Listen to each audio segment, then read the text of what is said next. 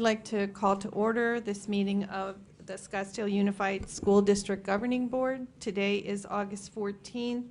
It is 5:09 p.m. And Mrs. Peterson, would you lead us in the pledge, please?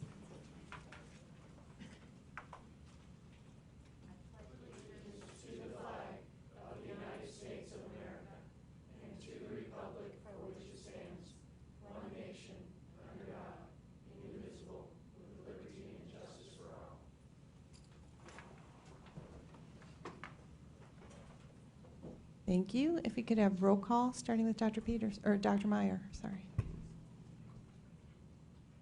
Eric Meyer. Jennifer Peterson. Pam Kirby. Jenny Brown. And Bonnie Sneed. Can I have a motion to approve the agenda? So moved. Second. All in favor? Aye. Aye. Aye. Aye. And at this time, Dr. Peterson, if you would lead us in student and staff recognition and celebrations.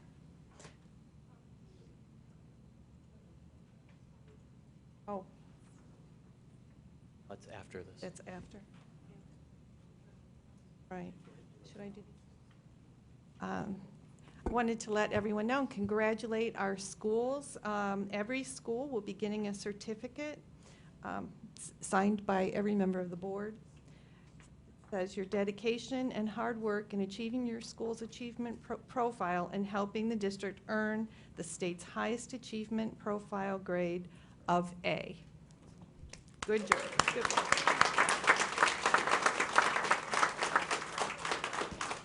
Thank you, Madam President, members of the board.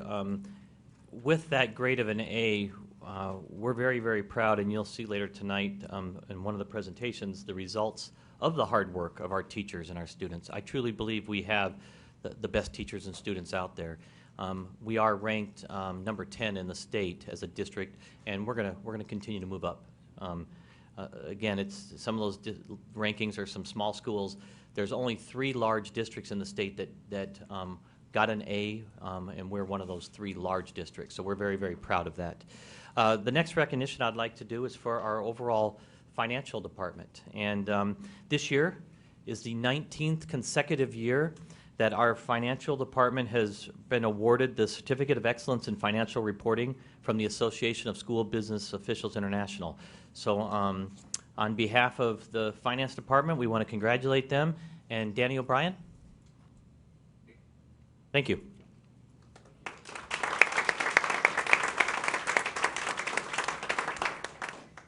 Next, I have just another staff recognition. I'm saving some other things for my superintendent's comments, but I'm very, very pleased tonight to welcome 2 individuals that are truly making Scottsdale schools stand out. And along with the efforts of Jill Campos, who has done an extraordinary job, we have 2 teachers. I'd like them to stand up so we can highlight them a little bit. Sun Ling and Gudrun Smuja, please stand up.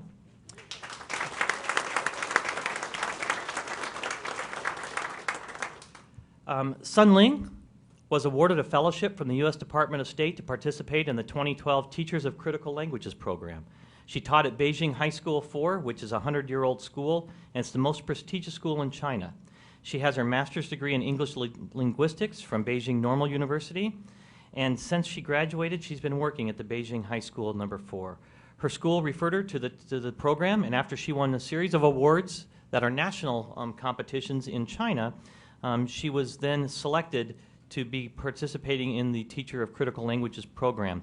And I just want to highlight that it was the Saturday before school started. In the evening, she stepped off the plane at Sky Harbor Airport, and the following Wednesday morning, just a few days later, she was smiling bright in Saguaro High School's classroom with students. So thank you, Sun Ling. Thank you. And we are very happy to have you here. And again, Jill did a great job there. And Gudrun, she's participating in the Fulbright Teacher Exchange. She's exchanging a position with Mary Walther at Arcadia High School. The Fulbright Classroom Teacher Exchange program provides opportunities for teachers to participate in direct exchanges of positions with colleagues from other countries for a semester or academic year. She comes to us from Geneva, Switzerland. I think she would probably like the weather in Geneva right now than she does here, but that's okay. She's a former English Mandarin interpreter. She teaches both German and French. And we're probably most excited not only for her work, but she brought 3 children with her to come be with us in Scottsdale schools this year. So thank you for helping our ADM. So we're very excited that Scottsdale schools, through the hard work of our foreign language folks, have really been recognized as making a difference, and we have great support for these types of programs. And it's truly an honor to have both of you here this year, and we're looking forward to seeing you as we go through your classrooms. So thank all of you. And John Bier, the principal, is here for Arcadia. So thank you.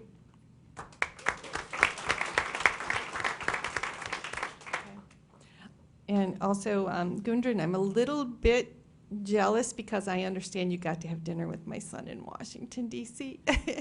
And I guess he got a good restaurant for you. So welcome so much to both of you. At this time, we'll take public comments. The first one that we have is Robert Backey. And just to let everybody know, to remind everyone, that the board invites public comment during our meetings, but we are not allowed to discuss anything that isn't on the agenda. So we will not be commenting on anything that is on the agenda. And also, any personal attacks upon board members, staff personnel, or other persons in attendance or absent by individuals who address the board are not acceptable. And presenters are cautioned that statements or representations concerning others that convey an unjustly unfavorable impression may subject the presenter to civil action for defamation. At that point, we have 3 minutes for comment, and our illustrious vice president will be keeping track of the time and let you know when you're getting close to the You'll end. give me the cut signal Yeah. at some point? My name's Robert Backey. I am a father of a junior at Chaparral, as well as a stepfather of a girl that went through Chaparral and graduated 8 years ago. I also have a younger son that's out of district. What I want to talk in my 2.5 minutes now is on the mandatory ID that was implemented this year. I won't go into why I don't like it. I want to talk about how this was actually passed. I'm not a lawyer, I'm just a father, and I look back as something just didn't seem right about why we're doing this.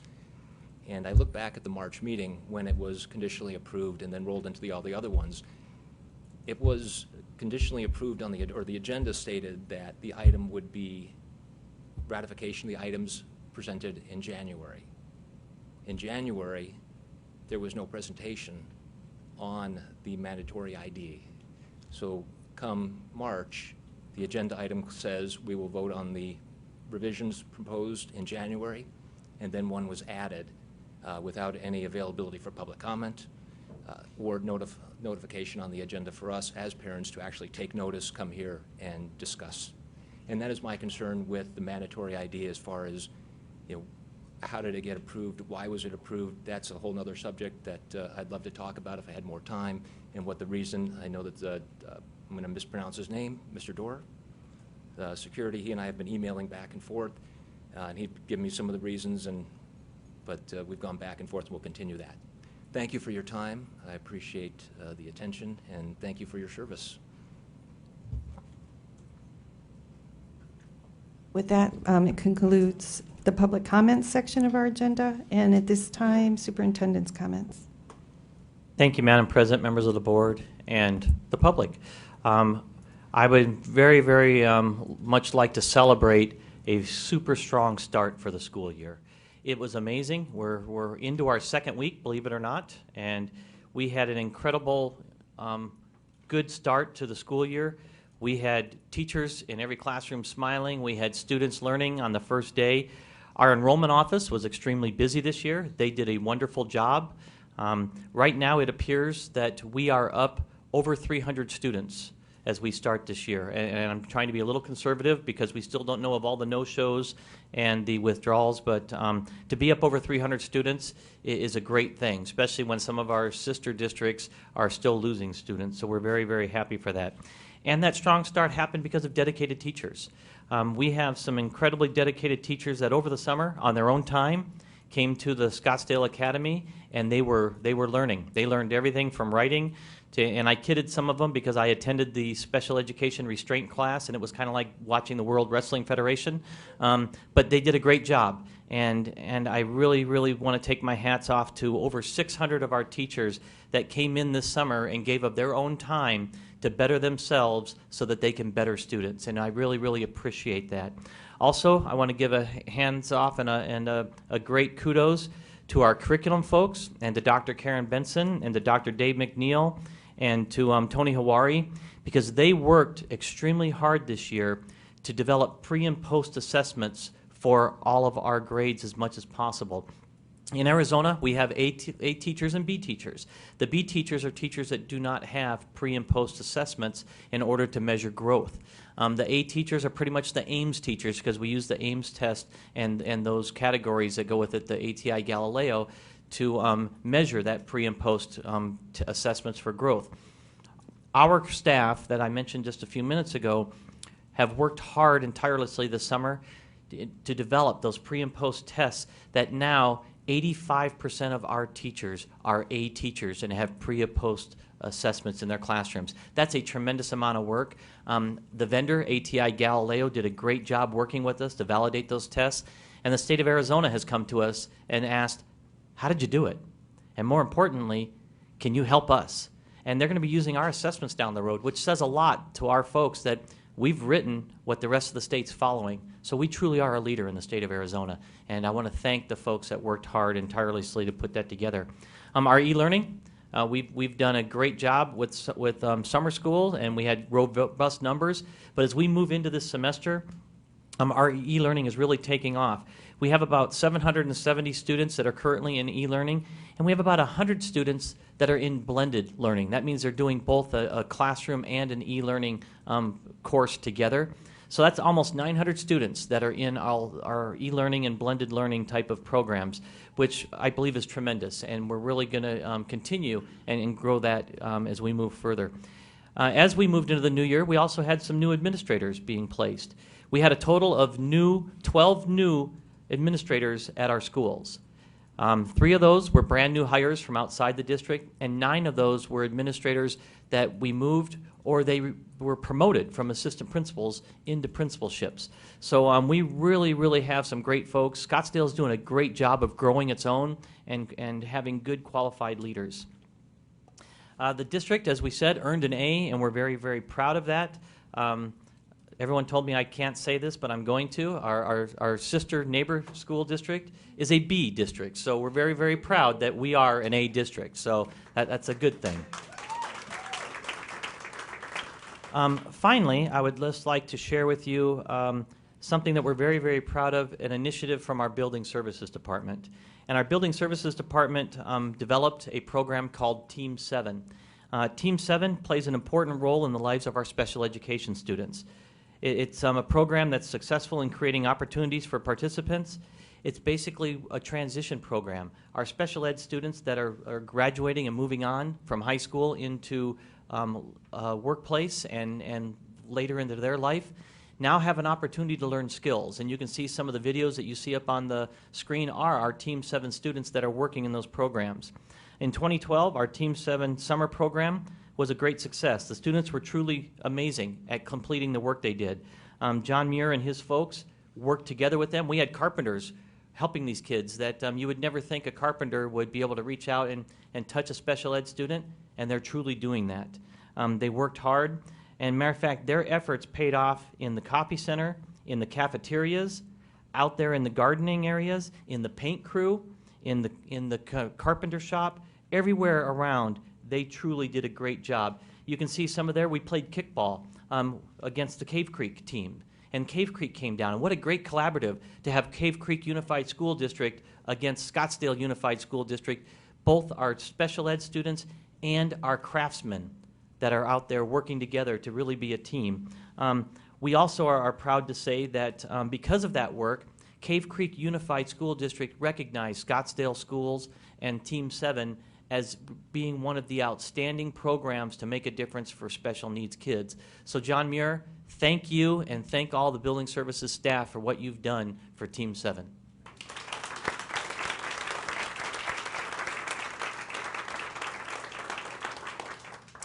Thank you, Madam President. Oh, I'm sorry. I do have a couple last-minute things. As school started, we had a collaboration with Scottsdale Healthcare to give immunizations.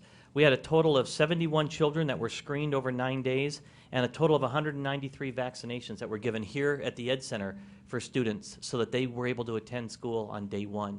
So we appreciate Scottsdale Healthcare working with Dr. Sakos and our nurses to give that immunization clinic here at the district office. And then finally, I would be remiss if I did not recognize our own board president, Mrs. Bonnie Sneed, who's been awarded the Associate of Boardsmanship and the Masters of Boardsmanship from the Arizona School Boards Association for her work in continuing education as being a board member serving in the school districts of Arizona. So congratulations.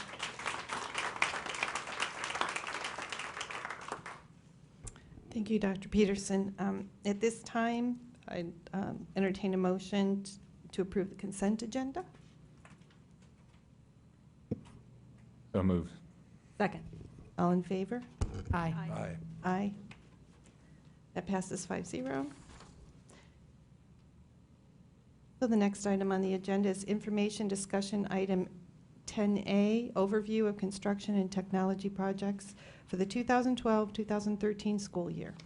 Thank you, Madam President, members of the board. As Mr. Freeman comes up to give this presentation, I just want to recognize him and his staff. We have done a tremendous amount of work. We passed that bond in November of 2010, and we said we were going to get out there right away, make a difference in schools. Rick and his team did more than make a difference. They made a tremendous amount of progress, and they've set the place on fire. And really, people around are looking, going, how did you guys make that happen? More importantly, we had a lot of our contractors say to us, thank you for giving us jobs, because we had people that weren't working, that were laid off, and a lot of them were our own parents in our district. And they were very, very thankful that they have an opportunity to earn a living and also to make a difference in our buildings. So, Rick, I'll turn it over to you. Thank you. Thank you, Madam President, members of the board, Dr. Peterson, Mrs. Como. I'm happy to be with you here today. I can show you a snippet of some of the things that have happened over the summer months in our school district. Our 2010 bond program continues to move forward as we work on these buildings. Just to let you know, when school dismissed in May, through a bunch of sweat and tears, we had many classrooms and many areas move out of their surroundings so that we could begin tearing down school buildings. This first picture that we have here is of Arcadia Neighborhood Learning Center. When school moved out, we moved people out of the classrooms, we began asbestos abatement, and we tore down buildings. As you see from the upper right-hand corner of the picture, that is some old school buildings being torn down. The lower left-hand side picture is the road work that had to be done at Arcadia Neighborhood Learning Center at NLC.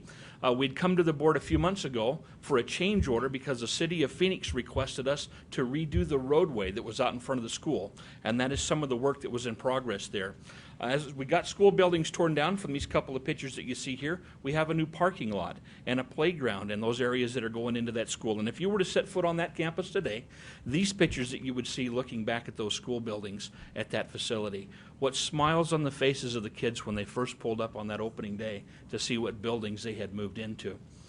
At the next pictures that we have here are from Cherokee Elementary School. We spent $1.1 million on Cherokee over the couple of months of the summertime because we did a complete electrical upgrade and a mechanical upgrade on that school. So now the electricity that they need for the technology, for the different things that go on at that school has been upgraded, and as well as the new air conditioning units that are on the roof that are keeping the students cool during these sessions of school.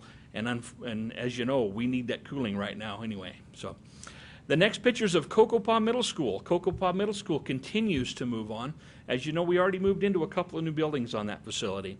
But in the upper right-hand picture, it shows the gray building in the picture there is the central plant. The two buildings that are adjacent to that, farther down in the picture, are no longer there. Those buildings have been removed. The lower portion picture is the second half of a two-story classroom building that will be going on that property. Upper right-hand picture shows a new corner of the new library that's being built on that campus, and the lower picture is the walls going up for the new cafeteria at Cocopa. Ingleside Middle School. At Ingleside, once again, through the sweat and the tears, everything was moved out of that school. The upper right-hand picture is taken from the second story of the new classroom building. You can see the old wings of classrooms that were there on that property. The lower picture shows you what it looked like about a month after school had dismissed. This is in what was the gymnasium of that school, and we've converted the gymnasium into a new kitchen, a new cafeteria. It has band and orchestra rooms in that building, and we moved into that place on the first day of school. It looks a lot better than what those pictures represent right now. Here's a picture taken across the property where the classrooms once sat, looking back at the new classroom, new two-story classroom building, and the two lower pictures on the left are actually taken from Indian School Road of the new two-story classrooms that are at Ingleside campus. The Mojave campus. As you know, we moved into the MDA already about a year ago, but at the Mojave campus, we're diligently working on the two-story classroom building, and believe it or not, we're on track to have that building ready to be occupied over October break of this year, coming up in just a matter of weeks. We spent about $3.6 million over a couple of months in the summertime as we worked on the Mojave campus. Here's a picture of an outside wall that was going up, and then a picture of the interior of the building that was taken a few weeks ago. This picture here is of Supai Middle School. At Supai Middle School, we renovated an existing building up on the northeast corner of the campus, but we also constructed a new fine arts facility, which houses band and orchestra and an art wing of the school. The upper picture that's in the box there shows you where we were when school dismissed in May, and the picture in the lower portion is what it looks like today when you roll up on that campus. This is a picture of the office building at Supai. When school dismissed, we totally did not have the plan of what we were doing for the remodel in the Supai office. We didn't have our plan all put together till about the middle of June for that facility. We expanded the front office. We made major renovations. This is a picture of a side wall of the facility. This next picture is what the front looked like back at about the end of the month of June. And today, when you roll up on the campus, that lower left-hand picture is what the office looks like going into Supai. Our next picture is of Yavapai Elementary School. Over the summer months, we spent about $2.2 million. We show the front entryway of the school. The upper picture is what the office building looked like here just a couple of months ago. And today, the lower picture is what you see when you come into that facility. A lot of advancements have taken place in the school. These pictures here, we gutted all the classrooms in that facility. We put in new air conditioning units. We put in new carpet and cabinets and those things in all these classrooms. We put in new windows to introduce daylight that are energy efficient. The upper picture shows you what it looks like in a classroom, and then the lower one is as a teacher was preparing the room for the start of school. Our 2010 bond construction progress is really rapidly moving on. You can see that we've completed several of the projects that were part of our bond program, and the other ones are in high percentages that we're continuing to build upon and move forward on. Also, as part of the bond program, we had money in for buses. We put on the road this summer for the start of school 20 new buses that are out there in the district that are air conditioned for our students as they make their trips to school. We're very proud of that. The next thing that I've got here is some of our capital work that we took care of over the summer. The picture that you see there is a piece of playground equipment from, about 1919, actually made by the Spalding Company. Luckily enough, we didn't have that playground equipment in our district, but I thought that was a good picture to show you. But as we move on with our playgrounds, we've made advancements. If you take a look at Navajo in the upper right-hand picture, this is the playground before, and the lower picture is the playground as we see it today. We've got safety services, we've got artificial turf and things that make it a very good working place or playing place for our students. Here's another picture of another playground at Navajo that we worked on over the summer. This is a picture taken of Pima. You can see the before shot up in the upper right-hand corner, and you can see the after shot in the lower left-hand corner of this presentation. And then at Cherokee, this is nothing more than just a shade structure that was put over the top of that playground equipment. But what a difference that shade structure has made for our students to be able to play on that equipment. We've moved on through our solar program as we work in the school district. We've continued to install elevated collectors around the district, which not only provides us solar electricity, it puts money back into our district pockets that we can use into our classrooms, but it also provides covered parking for our patrons that visit our schools. Over the summer, we installed elevated collectors at Copper Ridge, Redfield, Desert Canyon, Cheyenne, and we've made some final connection hookups at Desert Mountain High School. We spent about $2.9 million on solar work over the last 2 months. And as we press forward, work is underway right now at Sequoia, Laguna, Cherokee, Cochise, and Anasazi. And within the next several weeks, we'll have solar electricity being generated at those campuses. I mentioned earlier that we had a lot of sweat and tears, and as you know, the dust blew through. This is a picture actually taken from my front yard as the dust began to come through one evening, but I want to tell you that we thank you for your support. If it weren't for you and your good thoughts and things to move us forward in the school district, we wouldn't be where we are today, and we really appreciate your help. Thank you very much. Do you have any questions? I think it's I'm the not gonna- Education Center. All right. I'm sorry, little editorial comment. That's okay. Dr. Meyer, What's going on with the solar? can you talk into the microphone, please? Yeah, It's the been a solar, while. he's asking about what's going on with the solar chiller up at Desert Mountain and Mountainside Middle School. We've been in negotiations right now. We've been working with the financial institution that's actually taking that project over. There was some financial setbacks that the company that was working on it had, but we've just recently, within the last couple of weeks, actually gotten permission, and we've worked with APS so that they will allow us to go ahead with the project. So we're working right now on advancing that project so we can get it started up again and get that solar chiller installed.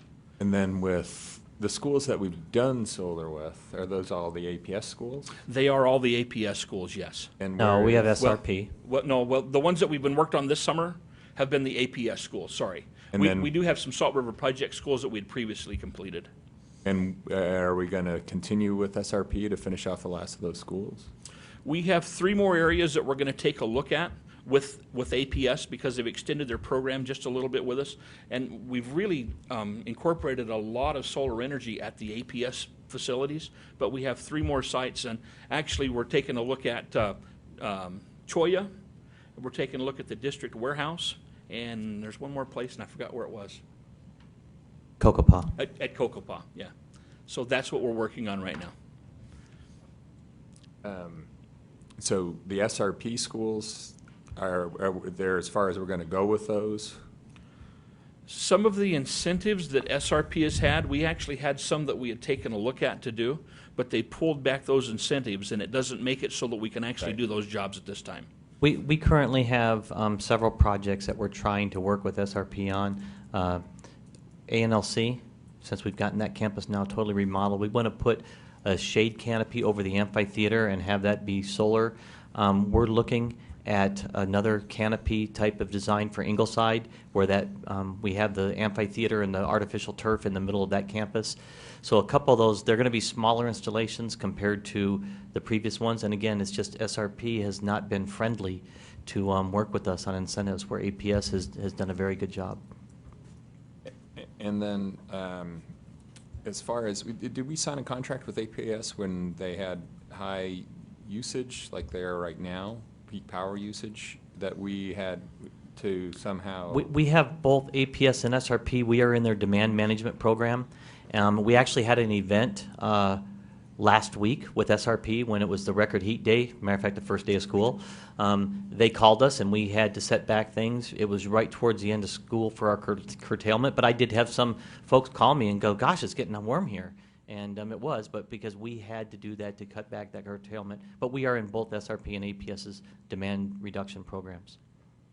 Well, thank you. Incredible job. It's fun to drive by the schools, and it's, it's like watching a teenager grow. I mean, it's like every time it looks different. So good job, and our taxpayers should be happy that we've spent their dollars wisely and the long-term bang for the buck that they'll get, and the great facilities that we have so we can offer programs that we weren't able to in the past. And then just from an energy usage standpoint, I mean, we've gone over the numbers before here, but we save money long-term in multiple ways by doing what we've done for our taxpayers. And it's a great time to build. Interest rates are low. So thank you. Thank you. Any other comments? Yeah, I want to thank you very much. It's just so impressive to see how much is being done in such a short period of time. Like I say, I'm still working on a bathroom remodel from over a year ago. So But I do want to give the community credit, as Dr. Meyer pointed out. Even in a time when things are so tight, we're able to get prices and interest rates at the lowest level in probably a decade. And yet these are things that will help us keep money in our maintenance and operations fund and also help us for years to come. And so I wanted to give you guys credit and also our community for their support. Thank you. And thank you, Madam President. And again, as Rick said, we would like to recognize the board because it was your courageousness to be able to say, we need to do this and call for the election that other districts at the time didn't call for. After we passed ours with almost a 70% passing rate, they came back and said, gosh, we should have done the same thing. So again, thank you guys for having the courage to really make that happen. You've shown great leadership for our community, and our community has trusted us, and I think we've delivered on that trust. Thanks. Also, one last thing, as Rick sits down, at Cherokee, he talked a little bit about that air conditioning project there. I do want to just let you know that that project is a new state-of-the-art project that we helped to develop. It's actually getting patents on that project, and it will be something that will be utilized, I think, throughout the Southwest. So we're pretty proud to say that we helped develop it, and the first ones have gone in at Cherokee, and they're working great. Next, we have Mr. Tom Clark, who's going to give us a technology update. Just like construction, you talk about things changing every single day. Technology was changing every single day. I think Tom bought lots of sneakers for his folks because their feet kept growing. But they did a wonderful job, and he's going to share that with us. Thank you. Madam President and members of the governing board, Dr. Peterson and Sandra, it's a pleasure to bring to you a brief update on what we've been doing this summer as well and what's going to be happening this year in terms of technology in the district. So I just have a number of projects that I'm going to start with to kind of describe to you what we're doing and what's going on. I wanted to start the conversation with what we've been working on for improving our network infrastructure. As you know, we're beginning to implement things like bring your own technology, and we have many devices coming into the district, you know, with names like iPads and iPods and whatnot. So we know that we're going to increase the demand for the resources that we need to be able to provide for those devices. And so this summer we did a major upgrade to our wide area network. We switched providers for that from one to another, and we're working with the Cox Business Network services right now, and that accomplished two things. One, it improved services. We've increased our bandwidth to all of our schools, and then we have also reduced the cost of that service to the district, and we are anticipating that we're going to save the district about $250,000 a year by making that change. So that's the good news, is that those types of services are going down in cost at the same time the demand is going up. We also increased the amount of internet bandwidth that goes out from the district office here that all of the schools feed through. And we have also done a number of voice over IP installations. And before I get too far, I do want to mention that Rick had to work very closely with us to get the switch over from the different providers, because in some cases it involved actually trenching new fiber from the street to the building and basically going with all new connections. And Rick was just thrilled to have one more project, construction project this summer, but his folks did an amazing job working with us. We accomplished in 3 months what previously had taken almost 18 months for the district to do with the last time around. So they did an incredible job. The voice over IP installation has been done in tangent with all of the school construction that we've done this year. So as we've been renovating schools, we've been replacing the old phone systems and installing the voice over IP technology. And then wireless connectivity. As you know, it's been a major goal for us to complete the wireless infrastructure for all of our campuses, and we're on the brink of doing that right now. We're finishing the installation of the wireless infrastructure at the remaining 12 sites, and we anticipate that will be done by the end of this month, and we'll be operating on all sites with that technology. I put up some icons there, just some of the small sample of the network resources, or the network-based resources that we use in the district. And now these are things that are also driving the demand for more bandwidth and for wireless and for more connectivity. We've used Discovery Education for a number of years. Success Maker is a reading and math intervention program that is web-based. Students also have access to it from home. And NBC Learn. NBC Learn is a new addition to the district that is being provided to us at no cost, and it is just a fabulous resource for not just for social studies, but for basically any news item that has been on television on the NBC network since television began. Basically, you can watch the clip and get a transcript of the broadcasts at the same time, correlated to educational standards and those type of things. So I would encourage you to search for NBC Learn and take a look at what we're going to be providing. Another service that we're beginning this year is managed print services, or print management as people commonly call it. We did give you some information on this last spring, and we have entered into an agreement with RICO to be our managing partner for this endeavor.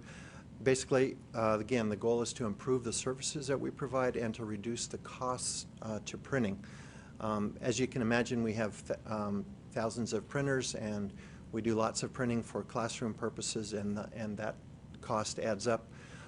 This is not something unique to the district. There are a lot of school districts that are already adapted this, and with the same goal in mind. We need to be smart about how we manage our print services and how we can reduce those costs. So we have installed software that basically monitors every printer on the network, and we can do some analysis on that data to see where we're being smart about how we're using those devices, or not so smart, how we can improve that over time.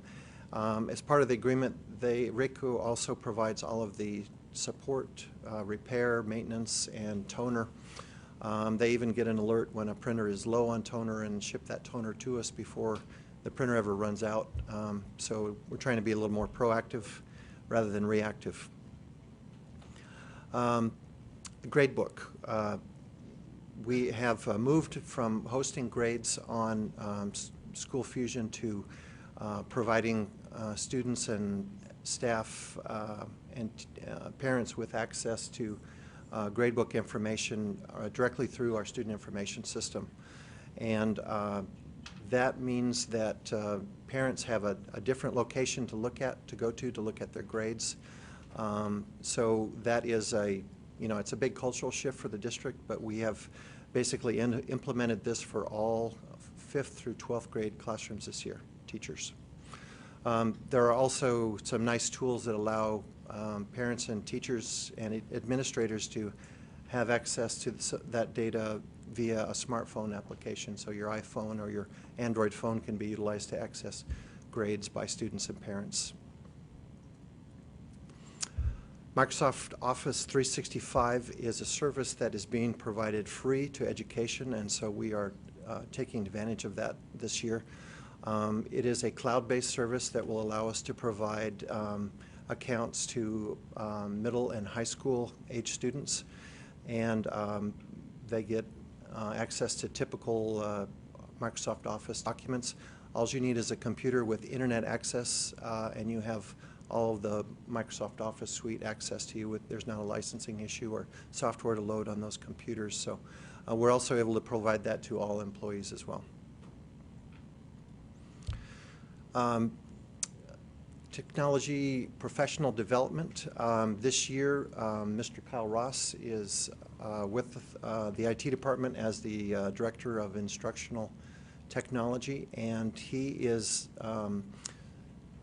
kicking that new role off this year with providing professional development to administrators on the use and integration of technology.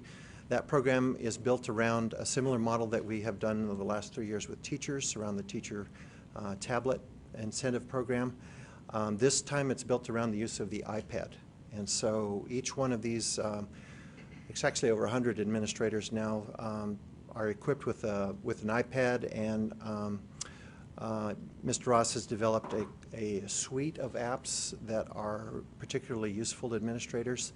And this program actually targets administrators who are evaluating teachers and classrooms, and the main purpose of this program is to make sure that our administrators are equipped with knowledge to make good decisions about how those technologies are being utilized in the classroom. Because we know, as I mentioned, we're seeing just a very large influx of these types of technologies into the district.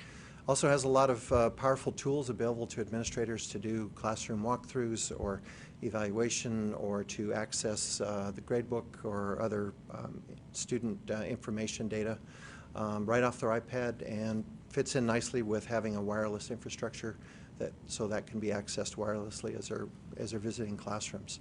So a very exciting program, and Kyle will be leading professional development throughout the year with that group of administrators. The eCoach, as you know, we unveiled the eCoach last May, and it has a very busy schedule right now at schools for events and professional development activities. We've developed a website for schools to put in every calendar request to have it at their school, and we know what types of technology and tools and professional development we'll need to be able to provide when that rolls out to various sites. I think that's just a shot from this summer. We visited one of the summer science camps that was hosted at Navajo during the summer. We actually used it with our registration process at a few of our northern schools last spring, where parents were able to get on the bus and complete their student enrollment application or paperwork, which is all online now, entirely on the bus. So that was pretty exciting for some of our parents. Bring your own technology, BYOT. We are going to continue to find ways to support this and to help students and staff make greater use of technology that they're bringing to school.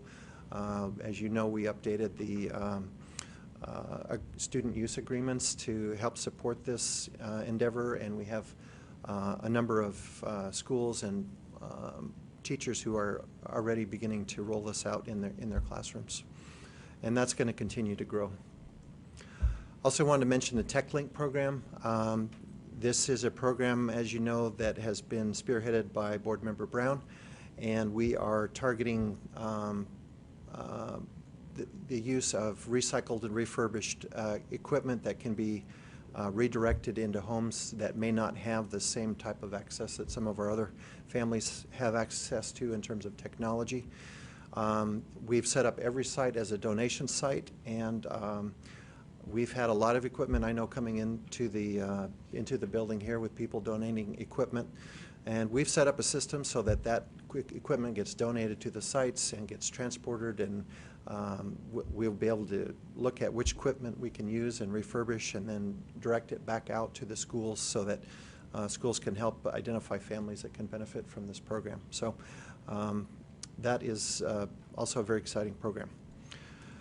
Finally, I just wanted to bring to your attention that we are going to need to develop a new technology plan this year, and to begin to think about how we want to, what role technology will need to play in the district in the coming years. So we have a Arizona Department of Education technology plan that is expiring at the end of this year that needs to be renewed, but we also need to set a bigger vision for the role of technology for a longer term than that. And we are going to develop a process and then form a technology committee this year to accomplish that goal. We have had some time this year with the BRAC, the Superintendent's Blue Ribbon Advisory Committee. This has been a topic for that group, and we'll have some information to share from you as the outcome of those discussions and what that is going to do to help us set the stage for developing a new plan. And with that, I'll take any comments and questions that you might have. Mrs. Kirby? Thank you. Thank you for your presentation. I have a question on TechLink. It's obviously a fabulous community program. With respect to the refurbishment, are we outsourcing that or are we doing that in-house? We have been doing, Board Member Kirby, we have been doing that through what's called the STRUT program, which is housed out of the Coronado High School program. In conjunction with the STRUT program, those students in those classrooms are helping us to refurbish those computers. And we have another classroom that's going to be at the Desert Mountain High School campus this year with that same focus where they're taking computers and wiping the hard drives off and loading them back up with software and making sure that they work okay before we send them out. So we've been using students to help refurbish some of those, or the equipment. And is that the go-forward plan, is to continue to use students? Yeah, yes, it is. As long as if we exceed the capacity of that, obviously then we're going to have to look for another way to solve that problem. But it's been a win-win deal for us right now because it gives those students hands-on experience with equipment, and we've been able to recognize those students in the Coronado program last year for their contribution to the community, and so it's been a really nice relationship that has sprung up out of this program. So the district, the costs are limited to the administration of the program and the transportation of the equipment? Correct, correct. Thank you. Mm-hmm. Mr. Brown, did you want to that point? The transportation was actually mostly taken care of by an outside source who volunteered their time. Truck? And truck. Mrs. Peterson? Thank you, Tom. This is interesting. I just have a couple of questions. On the student view, parent view, how is that going? How are people adapting to it, kids and parents? Well, it is, it is a very large change. I'll just preface it with that, and it is overall it's gone very well. We started back last spring developing resources for teachers and providing opportunities for teachers to participate in trainings even over the summer. But even with all that, we're talking about shifting 1,600 teachers from one method that has been functioning for a number of years to a new one. So we have, we have had some issues here, but we are tackling those as fast as they come up. We've had some changes where elementary schools have not had to deal with scheduling students, in sections. And now that we have the grade book that we're currently using, that's something that we have to start doing at the elementary level. So it affects, the front office staff, it affects teachers, administrators, at every level. It's a fairly large systemic change. But this is day 5 of school, so overall I'm very pleased with the progress. Good. Honestly, I've not heard a word from any parent about it, no complaints, so I like to labor under the no news is good news assumption, so that's great. Also with the, of course, mail. To that point, yeah, okay, here comes a complaint. So, I had to do this. I hate to ruin your record. So how were parents notified? So because I've been checking School Fusion, this is, I can't find my kids' grades. So I'm like, okay, well maybe the teachers are just being a little slow. And maybe it came home in a packet with my son somewhere. And I've heard there are some, well, first of all, how can we have 2 programs? We discussed this, I think, but we have now School Fusion and now Synergy. How does that work from a functional standpoint for our teachers in the classroom? Because it looks like they're still posting the assignments on School Fusion. Right. but the grades are being posted somewhere else. And then from a from a user standpoint, as a parent, where do we find synergy? Because I have yet to find it. Not Okay. that I've been looking really hard. I'm probably, where did my, They send one home at registration with you? no. Isn't that where we got it at our school registration, where you got a letter and like user ID and? Well- Maybe my son got that, but he's keeping it from me. Yes. Good reason, right? Board Member Meyer, well, let me back up to the communication. We have done a number of efforts to begin the communication process. One is the digital backpack. There is in the technology section, if you've looked in there, there is some information on the grade book there. Schools, because you have to have an account, schools have to provide parents with a letter that basically says here's the web address that you need to go to, and here's the key that you need to use to initiate your account for the first time. Once they have that, then they have web access. It is a separate program from School Fusion. So School Fusion is still a teacher website. Teachers can still post biographical information or information on things, things that we need for the fall. We need Kleenex, we need, whatever supplies that we might want to ask for donations for, those type of things, or other classroom information. There is a link on every school website to the parent view. I believe it's under the parent menu, and Becky? That's correct, yeah. So every school website has the link to the parent view on it. I don't believe that all schools have given that letter out to parents yet. Some have. Some are choosing to do that as part of their back-to-school event or that type of thing. And of course, this is only for grades 5 through 12, so if it's for a lower grade, they may not be receiving that letter. So, so you go to the teacher website, as you have always done. So if I log into School Fusion, Mhm. then there's a parent view link on School Fusion? You don't, Board Member Meyer, you do not have to log in to School Fusion in order to get access or to that link. It's on the public-facing side of all the school and district web pages. So we just go to this, we can get it either way, though. So if Right. we're on School Fusion, there's a link. If we go to the school website, there's a link. And then do we need this password as a parent to log in? Yes, you do. You need, in order to log into Parent View or to, to use an app off of your phone, you have to have your account set. So your school needs to provide you with a letter that basically gives you instructions and the key that you need in order to set up that account. And so so at a high school level, that may have happened at registration? Each high school has a slightly different take on how and when to provide that information. So I'd need to gather a little information to give you more specifics. Well, when I don't know about it, I'm always worried because I'm on the board and I'm supposed to know what's going on. And so there must be lots of parents out there that either haven't been notified or maybe they have been. Is there a way to notify them through School Fusion? There, just hey, click over here and you'll Yes. get onto our new system. Yes, if you have a School Fusion account already, like some of the notifications that you receive about changes, that can easily be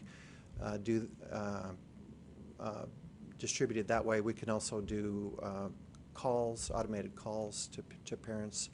But it would be great, since we all had School Fusion already, and I log on, it's set as a favorite of mine, and I go and it comes up. So now it would be great if we could put in, because it used to say, check your kids' grades. Right. And that was my most frequently Right, but just get you visited right over site. to, right. Yes. But then if we could have, if you clicked on that and it said now you're going to Right, redirect you you, to exactly. Synergy Right. and tell you what you needed as a parent, because I mean maybe I'm the only one, but my guess is maybe there's a few other parents. So if we could somehow, You're not the only parent. So we have been in communication. You're not the only one. so if we could make it user-friendly for our parents and our teachers, because I don't know if they have had issues as well Right. using these two systems, but it would be nice if we could address that. Okay. Thank you. And I just had one last thing. On the Microsoft 365, and perhaps it's in the digital backpack, which may need to be communicated a little more, just as an FYI, how do kids know how to do that? How do they know to get the service for free? Madam President, great question. Thank you for asking. We have asked the principals to work with us to roll that out to their campus. We did not do it on the first day of school because there are so many other things going on right now. We will begin to roll that out this fall. We want to do it on a school-by-school basis. We want, obviously, there are, we want to make sure that the staff has a chance to have a full understanding of how it can be utilized. Offers a lot of powerful opportunities for, groups of students to collaborate on a document or to have even live video chats and that type of thing. It has a lot of application, but we decided that the first day of school was not the day to provide access to that. So we will work school by school to roll that out. With the exception is our e-learning students. Any of the students who are taking an online course, we are already using it because they absolutely have to have that communication tool in order to communicate with their distance learning teacher.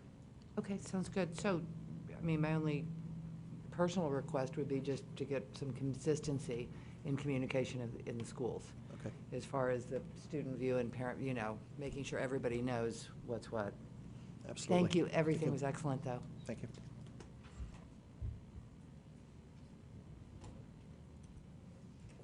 Thank you very much.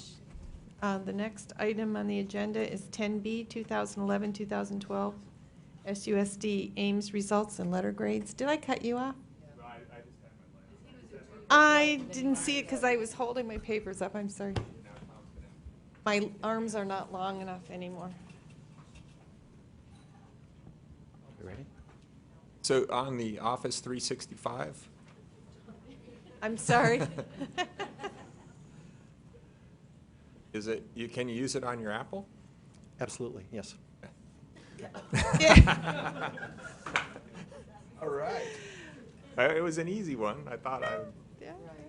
Okay. And thank you so much.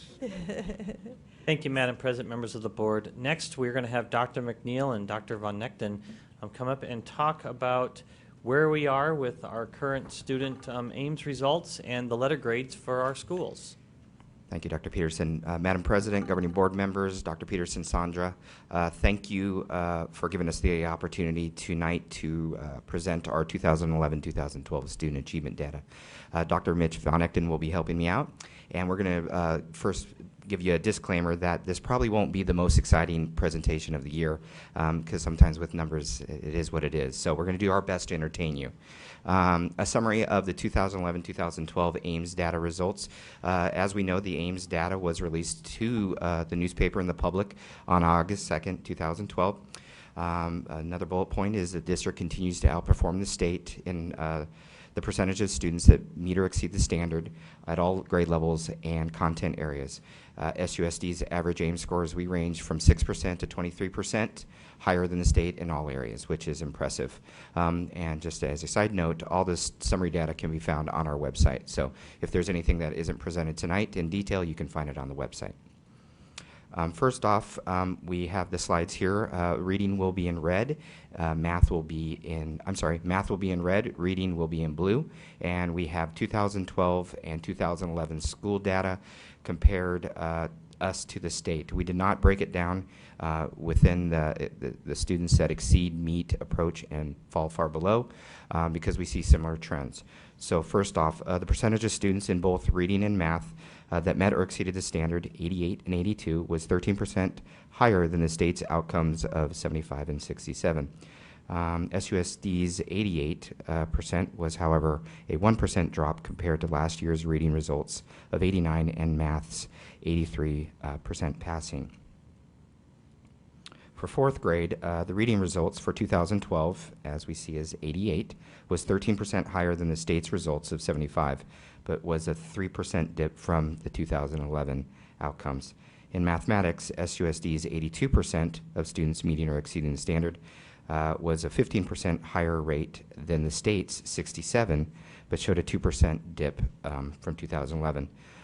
Something here that is very interesting and to point out is in fourth grade, science is assessed on the Ames test, and we showed some really spectacular outcomes, something we really need to celebrate. SUSD showed a 20% higher passing rate compared to the state, which is pretty impressive. And it stayed constant to last year's 83. So you can see Scottsdale, fourth graders last year, 83% of the students were meeting or exceeding the standard, and this year 83% of the students were meeting or exceeding the standard. Quite impressive that in fourth grade science, our kiddos are doing much better than the state overall. For fifth grade, the reading passing percentages for 2012 pretty much stayed static at 89% compared to the 2011 data and proved to be 11% higher than the state's passing rate of 78. In mathematics for fifth grade, the 2012 results proved to be an increase of 2% at 80 compared to 2011's data of 78%. This still showed to be 17% higher than the state's outcomes. In fifth grade, we assess writing across the state, and remarkably, you can see that the writing scores for SUSD students were 76% of the students were meeting or exceeding the standard, compared to the state's 55, which is 21% higher than the state's, and that's pretty impressive for our fifth grade teachers, really doing a really good job with writing. And that is an increase from 2000, or an increase of 2% compared to 2011. So it went up. For sixth grade, 2012 reading passing scores were 88, which was 8% higher than the state's passing rate of 80. But it's important that we look that it did in fact drop 4% compared to 2011's scores. For the sixth grade math, Scottsdale scores 73 remained the same to 2011, but still was 12% higher than the state's at 61. Writing is also assessed at the sixth grade, and we did see a 4% drop to 69, but again, it was still 13% higher than the state's outcome of 56. Good evening. Madam President, Governing Board, Dr. Peterson and Sandra, I'd like to present for you the secondary school Ames achievement results. For the seventh grade, reading had an increase of 11 percentage points year over year, a significant increase relative to the 2% increase for the state. Math remained unchanged year over year. Writing had a decrease of 6 percentage points. For our eighth grade students, reading, an increase of 2 percentage points year over year. State witnessed an increase of 1 percentage point. Math, an increase of 1 percentage point. The state, an increase of 3. Science, an increase of 6 percentage points, which is significant. And there was no Ames assessment for writing at the 8th grade level. For our 10th grade cohort, reading had an increase of 1 percentage point year over year. Math remained unchanged year over year. Science had an increase of 3 percentage points, and writing had an increase of 5 percentage points year over year. For our 11th grade cohort, these are students that retake the examination in order to meet for graduation or exceed for potential scholarship. Reading had a decrease of 9 percentage points year over year. The state likewise decreased at a rate of 6 percentage points year over year. Math, a decrease of 4 percentage, excuse me, I didn't advance the slide there, apologize. Math, a decrease of 4 percentage points. The state had a decrease of 6 percentage points as well. Writing, an increase of 4 percentage points. Again, I apologize I didn't advance that slide for you if you want to take that in for a second. Excuse me, can I interrupt you for just a moment? Yes. I think it's important to point out that this 11th grade and the 12th grade are both percentages of the 9% that didn't pass in 10th grade. Is that pretty much what we're looking at? These are students that are retaking from the sophomore cohort as Right. juniors are now retaking to meet Or again, for the Aber Scholarship, there's the potential if they exceed to receive scholarship. I just wanted to make sure that if people haven't seen this kind of presentation before, that we're not talking about 58% of the entire 11th grade. And No, that would be okay, correct. this It's is- just a much smaller group. Thank you, didn't mean to Absolutely. interrupt. For the 12th grade students retake the examination in order to meet exceed for graduation requirements. Reading, a decrease of 2 percentage points year over year, while the state remained unchanged. Math had a decrease of 19 percentage points. Writing decreased 2 percentage points year over year. And at this time, I'm going to turn this back over to Dr. McNeil. So now that we know the Ames results, it obviously leads to our letter grades. Like Dr. Peterson mentioned earlier, we are an A district, and an A district is representative of the 31 schools and the letter grades they receive. So we're going to go build some context here with accountability background so that we can get to the Ames results. A total of 31 schools we received letter grades in Scottsdale. All schools did receive them. As you can see, 17 received A's, which is spectacular. 6 received B's, 7 received C's, and we had 1 D school, and that D school was Sierra Vista Academy. And it's important to point out that Sierra Vista will not be receiving a letter grade next year.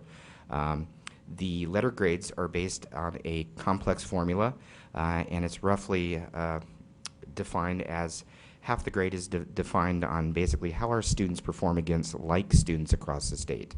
That is embedded within the growth model, which is very complex to understand, and I think we're getting better at understanding it. The district letter grade is in fact an A, like Dr. Peterson mentioned earlier, and we had 143 points, and we were ranked 10th in the state. Longitudinal look, if you will. In 2011, you can see our results compared to our 2012 results. It is good when we have more A's the second year versus the first year. We can see some shifts between our B's and our C's, and it's always nice when our D's decrease as well. So we saw some movement in the middle. It's important that we point out the schools that went from B's to A's because I think those are huge celebrations. Students and schools are competing against each other across the state, and to move a letter grade is in fact hard because everybody's running that same race. Arcadia High School went from a B to an A. Tavon Elementary went from a B to an A and showed outstanding growth. Pueblo and Kiva went from a B to an A. It's important to point out Supai Middle School, who was last year's D school, was 1 point away from a B. So they almost jumped the C and went to the B. So huge celebrations for Cheryl down there, as well as the community and the hard work of the staff. Dedication. So I wanted to point that out. The decreases we did see came in the form of B schools moving to C schools, and those were 2 of our middle schools, Mojave and Ingleside, as well as Tonalea and Yavapai. And I think it's important that we point out right now that it's not, we don't need to push that emergency button because the shift from a B to a C was in fact, in many cases, 2 or 3 points. So they weren't heavy B's or high B's. They, in fact, were low B's last year and just went to high C's, so there wasn't that much movement. So I just wanted to point that out. When we think about, okay, what does all this mean and how do we shape improvement for this school year, in conversations with staffs and principals, it's important that they know what letter grade they are and what letter grade they want to be when they grow up, if you will. Moving the B schools to A schools is very, very hard because, once again, schools across the state are trying to figure that out. We came to the conclusion that we need to have more students exceeding the standard. If you are a B school, if you have more students that were meets becoming exceeds, we will see heavier growth. So that's one of our strategies. Moving a C school to a B school will require 2 things: an increased number of students meeting or exceeding the standard, as well as moving more meets to the exceeds. For our A schools, they got a lot of work cut out for them because they need to maintain it, and everybody out there is kind of going after them, if you will.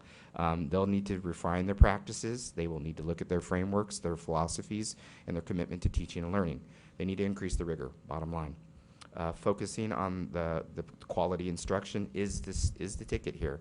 As Mary Beth put in the paper, it is the bottom 25%. We know that you get double points for the 25%, the bottom 25%. So we better not leave any child behind. They're worth twice as much, and we have things in place like RTI and things like that, PBIS, to make sure that we're doing great things for kids in schools. It's interesting that we now only have the letter grade. A lot of people are asking, hey, what happened to AYP? Well, we submitted the flexibility waiver, and it was accepted. So through the exception of the flexibility waiver, some things had to happen. As you can see, the adoption of the Common Core needed to happen. It did in 2010. Development of an accountability system, which is the A to F letter grades, Senate Bill 1286. That needed to happen. It did. And then the new teacher and principal evaluation, as we know, Senate Bill 1040, that we adopted last year, had to happen, as well as some restructuring. So is AYP gone? Kinda. It took the 100% of the students that needed to meet or exceed the standard in 2014, and it just kind of pushed it back to 2020. So they kind of stretched AYP out, and they're not calling it anymore. We still need in 2020 for 100% of our students to meet or exceed the standard on whatever tests we're taking in those years. So the game has changed, but the game is still kind of being played. Some things that changed throughout the letter accountability system. This is huge, and our principals and our communities will need to know this. The 95% tested rule, ELL reclassification, and then the refinements within how to get an A to F changed as well. The legislative changes, as we know, there is no more exceeds, highly performing. That's gone. One accountability. Schools are happy about that. And it's important to point out that schools now can receive a letter grade of F. And fortunately enough, I don't predict that will happen in Scottsdale, so that would be a bad thing. The 95% tested rule, legislators were very smart with this. Sometimes schools get crafty and figure ways to maybe manipulate their data. So if you do not test 95% of your students, you will not be able to be eligible to get a letter grade of A. If you only test 94% of your student population, the most points you could get is 139 and be a B. This way, schools cannot hide students that are low performing. Pretty good idea. ELL reclassification, this is good for Scottsdale and many of our schools. We need to test 95% of our ELL kiddos. And in the old days, they counted kids based on 150 days part of the program. This year, they're saying they need to be full academic students. They need to be there all year long. And again, the fourth bullet here is that if a parent requests that the student is no longer participating in ELL, they still are counted in the ELL numbers. This again is another strategy of some people to talk to parents about pulling their kids out of the ELL so they're not part of that subgroup and then they're part of the whole population. Good move as well, I think, to make sure that the playing field is fair. Through the year one growing pains, there was a conclusion that came that you can't get 100 points based on the growth model because you can only be, the highest you can be is 99th percentile. You can't be the 100th percentile. So there was 100 points possible there, but you could only get 99. So they figured, oops, we better fix that. So all schools did get a 1 point bonus point just on the creation of the formula, which was interesting. So schools that missed a grade last year by 1 point, in fact, probably should have got a higher letter grade last year based on that faux pas. Interesting here, the second bullet, Ames A students. These are our special ed students. They are now included in the percent passing rate. This is important too because our special ed students need to be part of having the opportunity to show success, and I think that they need to be part of the calculation. The third bullet, 5-year graduation rate. In the years past, it was a 3-year formula. This year, and so forth, they're using a 5-year rolling model. Interesting that we showed, and President Schneed pointed out about the 11th and the 12th grade data. Last year's 10th grade was only used in calculating half the letter grade for our high schools. This year, they used the percent passing in the 11th and the 12th grade, and they averaged a 10th and an 11th and 12th passing rates to get that half grade. So now schools are starting to think of, oh my gosh, what are we doing with those 11th graders? What are we doing with those 12th graders? Are we getting them ready to pass the Ames test? Instead of saying, you didn't pass the Ames test, we'll see what happens. So I think it's forcing the hand to make sure that RTI and the schools are doing their best work to make sure that we're getting them to graduate. Interesting game. Some schools across the valley might start retesting all 11th and 12th graders because then you would have a higher rate of passing. Therefore, the 3 averages would include a higher rate. Whew. Again, this is how we get our letter grade. Half of it is based on the passing of the Ames, the percentage of kids meeting or exceeding the standard, the growth of all students, and then a quarter based on the bottom 25%. So if we think about the bottom 25% students, they're included in isolation as well as the all. So they're worth half. 140 points to get an A, 120 points to get a B, and 100 points to get a C. These numbers stayed constant compared to last year's model as well. Here is the district's composite score for grades 3 through 12 in reading and math. This is the percentage of kids that met or exceeded the standard. Impressive. 88, 89, 91, 90% of our students are meeting or exceeding the standard across the board. Higher in reading versus math from 3 to 12, but that's statistically normal across the state. We're seeing the same trends across the state. We got a total of 81% of our students, if you averaged them all together, meeting or exceeding the standard in both content areas. The growth model is a very interesting thing, and it's comparing kids in Scottsdale to kids like them across the state. And you'll see a range from basically 30 to 70, and we're right in the middle of the road here showing growth for all of our students. Our overall growth is basically 50, and that is the statistical middle, if you will, or mean, which is good. Final calculations, if you added it all up and you love this stuff, you can see that the percent passing is 83 points. We got 3 points bonus for ELL reclassification. We got 3 points graduation rate, and we got 3 points for making sure that we don't have a significant high number of dropouts. So we got a total of 92 points for half our grade. If you use the growth, we can add that together, and we got 51. We got the 50 plus that 1 point bonus point to make it 51, giving us the 143, and that's how we got it all together there. So there you go. Dr. Von Nechten are available for any questions. Dr. Meyer. So you compared us to the state, and I'm asking Pam's question. How did our NAEP scores look? And how are we doing compared to the country and the world? You know, and Dr. Meyer, I apologize, I don't have that information here, but I'm sure I can find that out for you. And I look forward to the park assessment that's coming down the chute, so that we can start comparing us to like states. If we look strictly at our Ames test and compared it to the TOS in Texas, I don't know the rigor of their test and I don't know the rigor of ours, so we really wouldn't be able to make a judgment. But like you said, the NAEP, we could do that, which is tested only in one grade level. It would be interesting to see what that is, and I can get that information for the board for next time. I apologize. And then where were we? We got 143 points this year. Correct. What did we get last year? 141. So we're right on the edge of dropping to B. Correct. Are they going to take away that free point? No, they can't. Okay. So statistically, it would. I know, it would ruin the formula. yeah. Yeah. Okay. So again, the question is, and this kind of what we talked about in our board retreat that we had last week, is, okay, now we have the data. What is our plan moving forward? And you don't need to tell me right now, because it's probably a really long answer. Oh, you already know the answer? Yeah, I know the answer, Okay. Dr. Meyer. Principals have gotten together on the Admin Academy, and Dr. Von Nechten and I handed them their letter grades, and we gave them a reflection sheet to talk about what is working, what is not working, what do we need to do to make sure that we maintain or grow. I think the ultimate common denominator comes down to just quality instruction.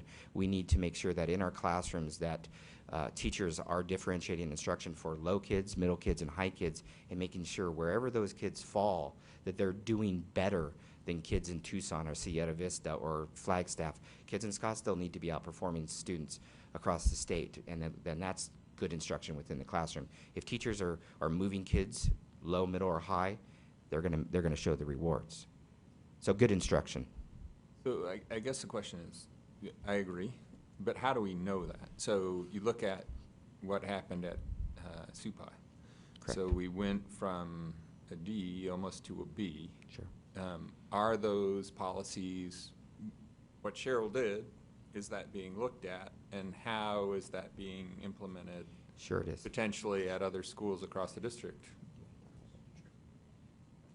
I could speak to that from a secondary level. I think the work that Cheryl did is just a fabulous use of data at her school site. And that can be replicated across all of our schools. And I think that's the function in my role is to serve as that data coach for our principals, that they're drilling down, they're looking at these areas.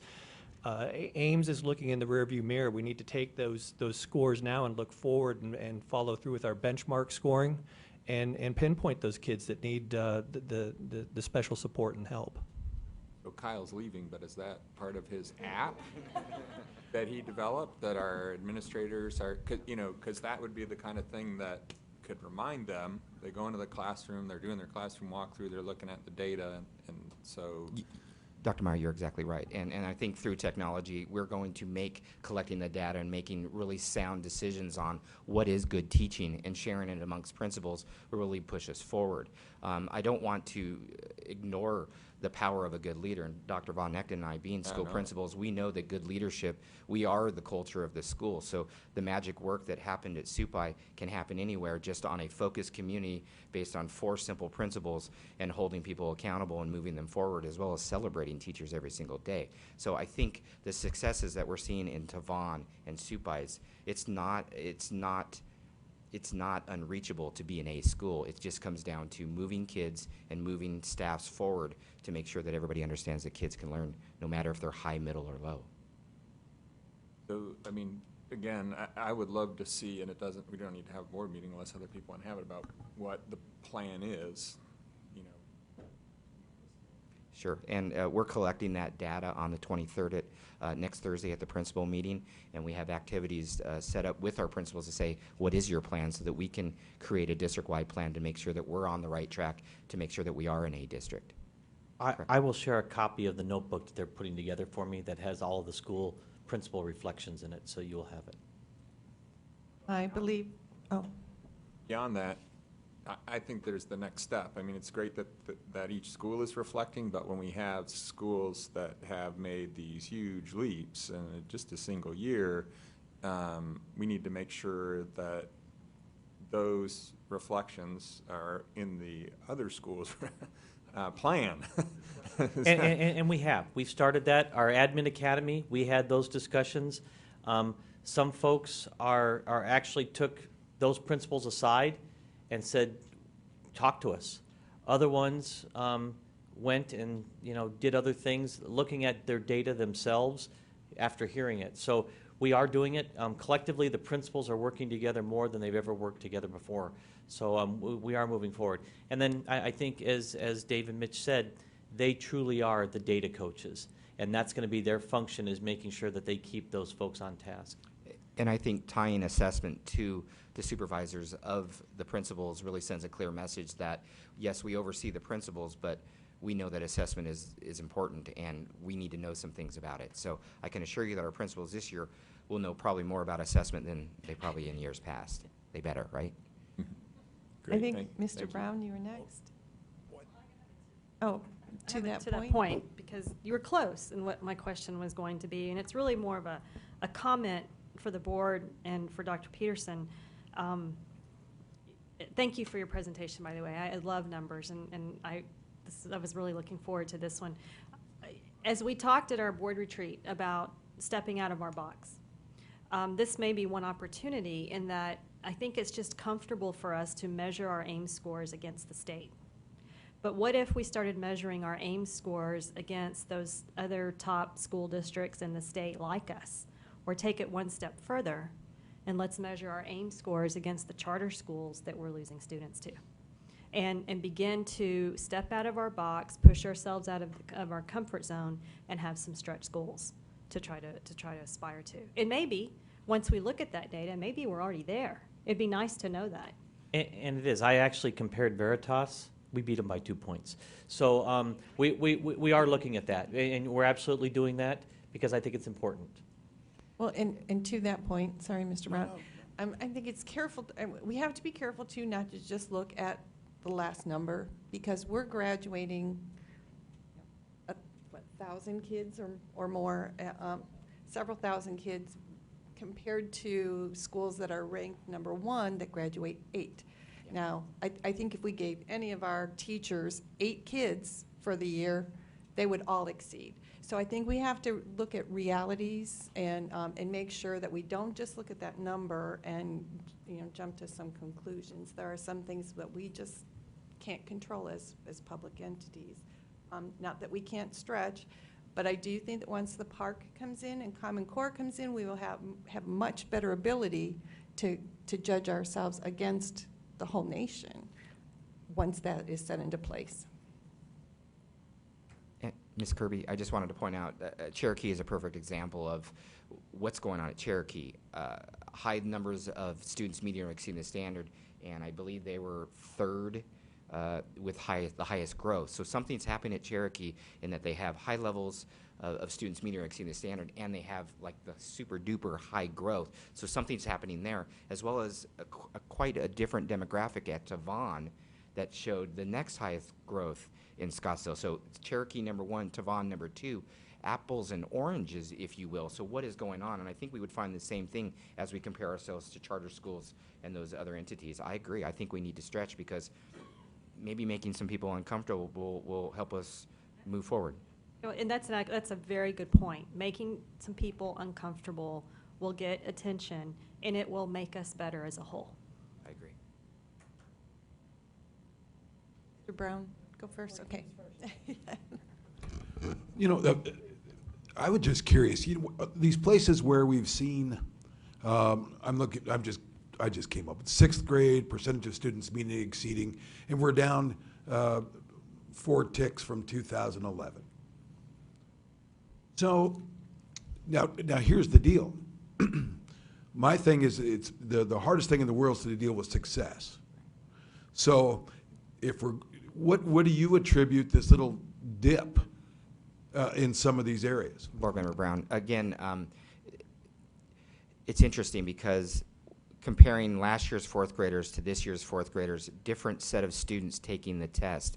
So the scale score, if you will, that all this is based on shifts. So if you needed to get 62 last year to be a meets on the 4th grade math test, this year you could get 59 and it could be a meets, depending on how the cohort did.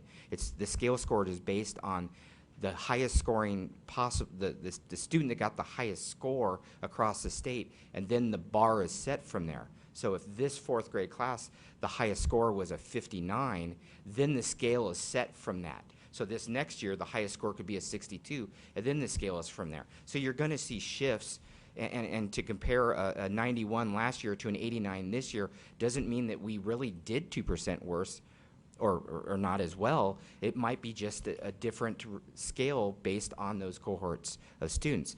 That's why it's very interesting, and like President Schneed said, this is just one snapshot as we look at it. I can say when I sat at a luncheon down in Tucson with that Superintendent Hupenthaw hosted, I sat with Catalina Foothills, and I sat with Vail, and I sat with San Simon, and these were A districts from last year. And I just, we were eating lunch, and I said, hey, how did your AIM scores look?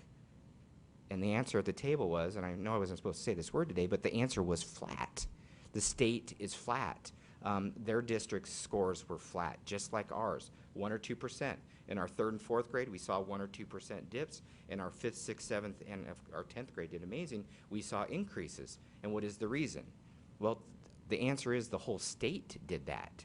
So again, let's remember that as we're ending AIMS, the test difficulty, the items are getting harder, getting us ready for the park. So in fact, our students could be getting smarter and showing lower scores because the questions are getting harder. So we need to know that the target is always moving. We're gerbils on wheels, and we're really trying to just give this some type of, how are we doing? So it's an interesting concept. Mrs. Peterson?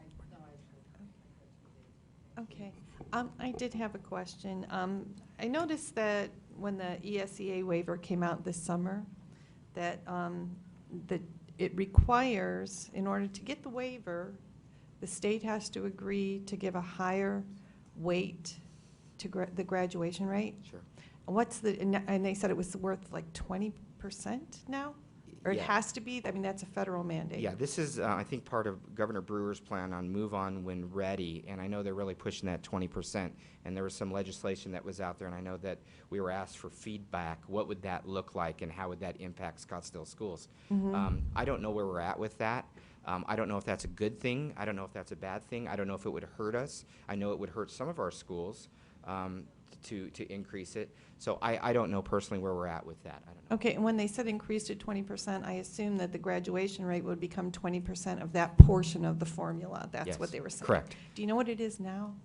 It's only worth 3 points out of 200, so it's worth 1.5%. And it's going to go to 20. Yeah, that's why when I saw that, I was thinking, because Wow. there's 200 points possible. You can only get 3 bonus points for making your grad rate. So I'm just doing simple math. Right. So if we cut it down to 100 and we took half of 3, that would be 1.5%. So increasing from 1.5 to 20% is pretty significant.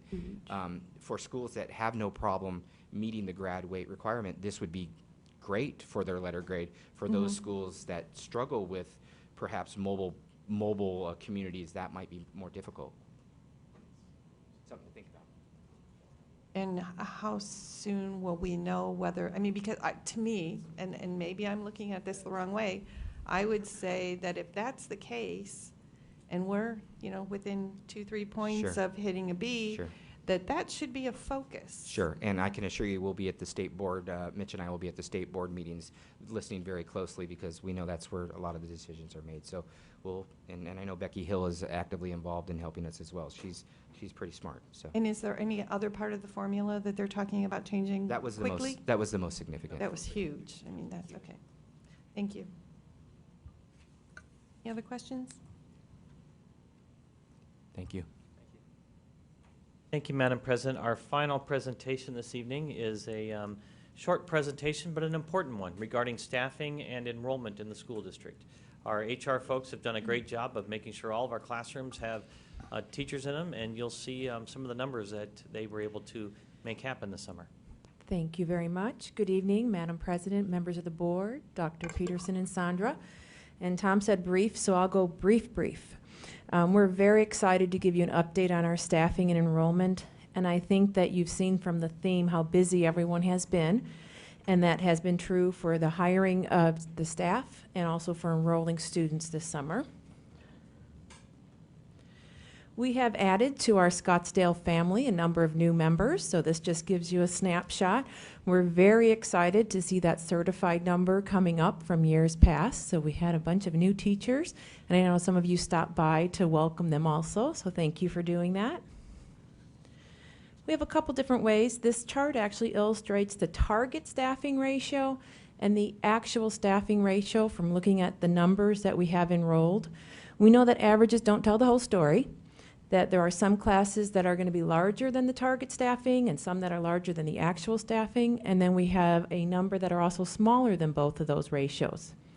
We are actively monitoring them and keeping track of the numbers and making adjustments. We had a centralized enrollment staffing meeting again this afternoon, so we're continuing to meet with Dr. Peterson, look at all the numbers, and we've actually added a couple teachers within the last week as the numbers are actually coming in.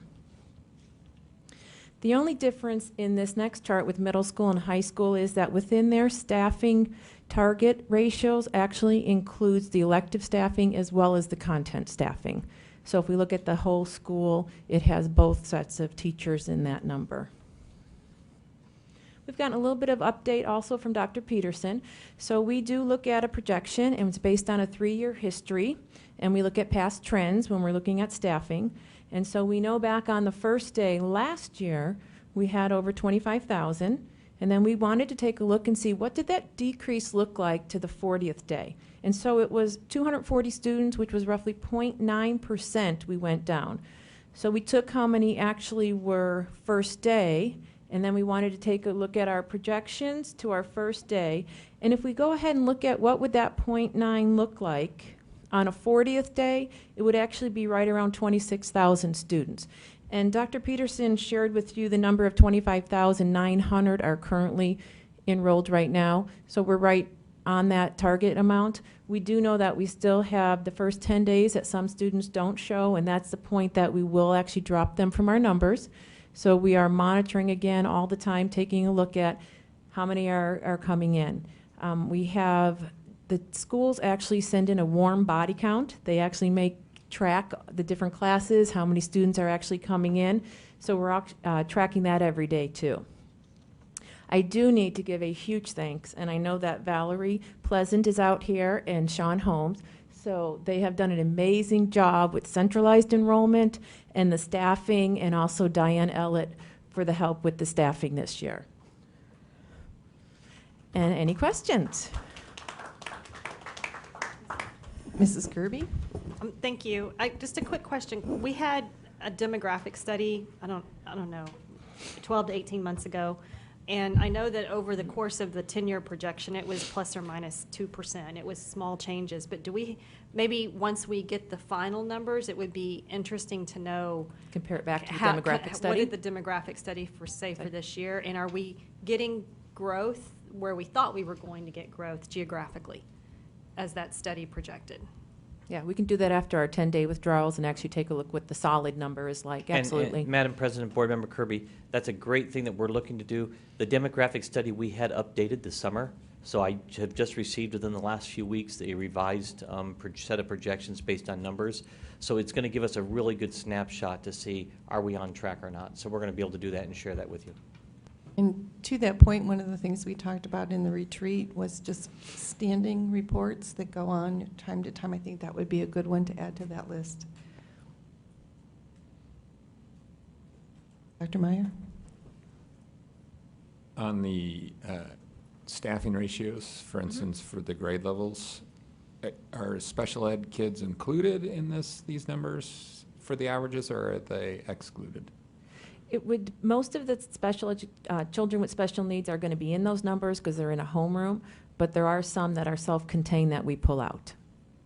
So just so I understand the numbers, so if we're looking at the 6th grade class here, where we're saying targeting staffing ratios 34, but we have special needs kids in a class of 4 or 6 or whatever the standard has been set, is that included in that average or no? No, the small self-contained rooms are out of the average. Okay. Although if they're included in the classroom with full inclusion, then they're going to be in that number. Right.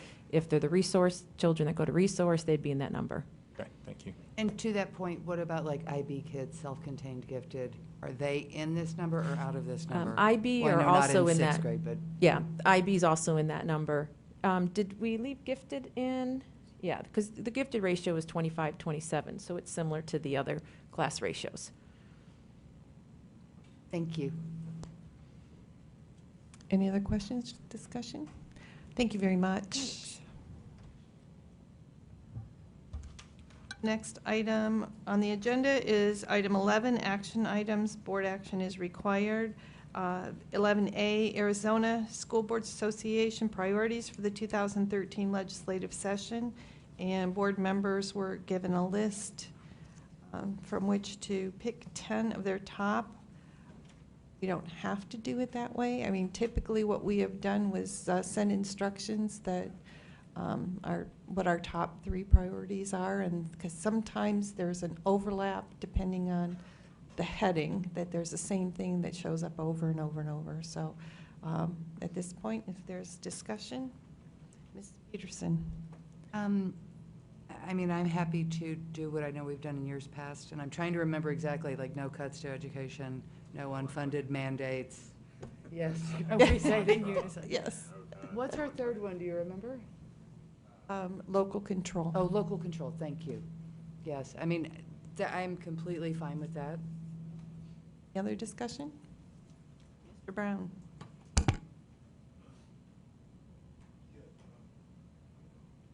Go on. So, I really am. So, there was a deal, Becky Hill got a hold of me, fairly allocate ADM with respect to students enrolling in online summer school outside their home district. That was a biggie that she wanted me to stress as a delegate. So I just brought that up now because to add to our mix.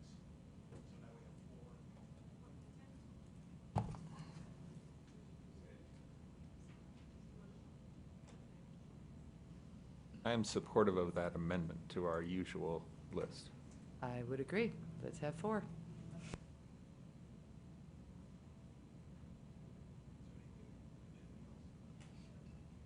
Kind of to that point.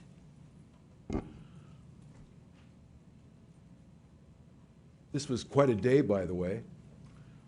A very long day at the delegate. What time did you get done? Around 3-ish, and we got there about 7:30, 8 o'clock in the morning. Talkers. What a wonderful experience for you, It is a Jenny. I'm so delightful- thrilled you got to go. 2 years in a row. But the great thing is there's going to be new board members who will be chomping at the bit. Oh, and the nosh is spectacular, We'll let carry me you tell the you. next 2 years, the new board members, yes. You- Boy, oh boy, greatness thrust upon you. Okay.